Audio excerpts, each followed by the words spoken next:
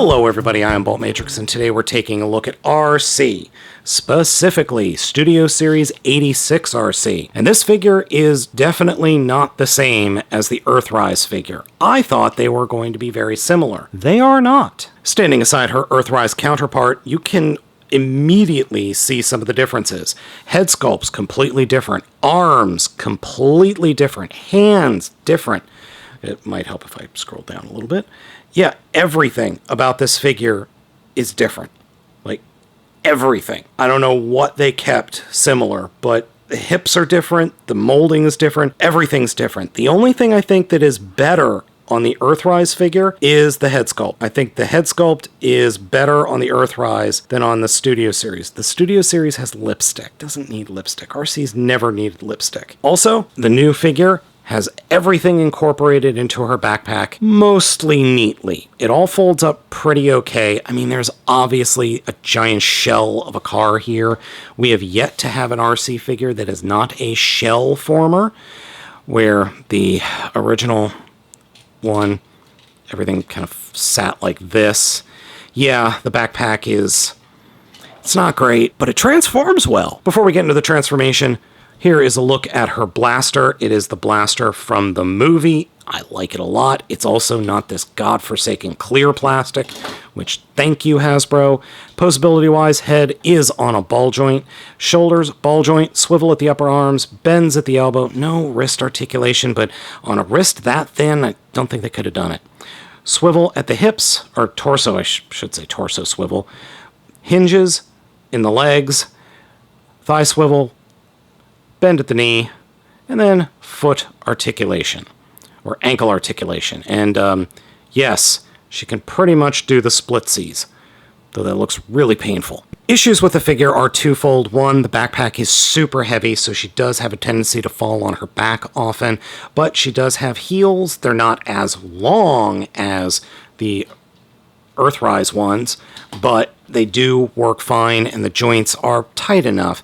The other issue I have is I can't keep her chest pegged in, so her chest does have a tendency to come unpegged. Not the biggest deal in the world. That's part of the transformation. So let's go ahead and get into that. Start off with, come to the chest, actually flip it up and unpeg it from the rest of the body. That will pull the entire front of the car mode forward, allowing you to flip the robot head in, bring the chest up, and snap it into place. Then we can come down to the backpack, or the lower backpack, and then that will first flip out these sections, and then hinge out the sides of the vehicle mode, and the whole thing will fold down and flip around, and I just ripped something off that I didn't mean to. Whoopsie, ripped off the antenna. That whole section will fold down and snap into place, and this whole thing will snap up, and then everything else will fold up underneath. So the arms fold up and actually go up into the headlights like this. Oop, I got that stuck. So that will go up and go into the headlights like that. And then we can bring the car mode down and snap that into place. And believe it or not, the sides actually peg into the gaps in the shoulders, which I think is a smart idea. Then the legs, turn them so that the feet are pointing back like that. Turn the hips around 180 degrees, and then collapse everything up. Oops, forgot to fold out the bumper. Bring that down, and then fold the legs up, and then they will loosely peg into place right there. And I don't have this leg turned right correctly. There we go. And there we go. Very similar to the Thrilling 30s Arcee. Very similar. Not exact, but similar. Yeah, I'm pretty happy with this. This works really well. I like the way that this transforms. It holds everything. It hides just about everything. And it looks like Arcee did in the movie, which is what I was hoping for. And the gun can store underneath as well, though it does have a tendency to pop out. So the gun just sits there.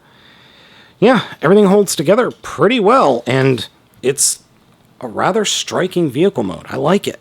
Size-wise, it's a little bit bigger than Skids. It's about the same size as Sideways. It looks a hell of a lot better than Earthrise.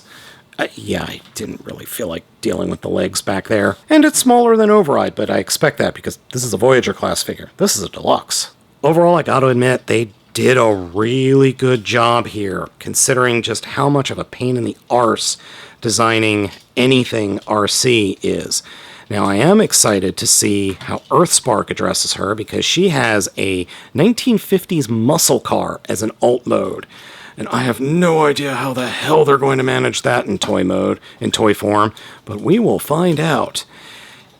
Yeah, this is pretty good. I like this. I do worry, though, that the panels, all these panels that I'm snapping closed and moving around, aren't going to hold the test or stand the test of time. I do worry about that, but there's nothing I can really do about it.